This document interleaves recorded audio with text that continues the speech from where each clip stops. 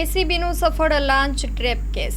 ACB દ્વારા સફળ trap case 1064 નોંધાયો છે, જેમાં તલાટી સહમંત્રી શ્રી ચંદ્રિકાબેન મગનભાઈ અર્જુનભાઈ ગરોડા પર લાંચ લેવાનો આરોપ છે. તે ફરિયાદી પાસેથી સરકારી જમીન અંગે ગામ પંચાયતનો દાખલો અને ઠરાવ આપવાનો વાયદો કરી રૂપિયા 2000ની લાંચની માંગણી કરી હતી. જો કે આ લાંચની રકમ ગુનાહિત રીતે સ્વીકારી અને ફેરફાર કર્યા હતા. એસીબી મોરબીના પોલીસ ઇન્સ્પેક્ટર શ્રી એમ લાલીવાલા તથા સ્ટાફ દ્વારા આ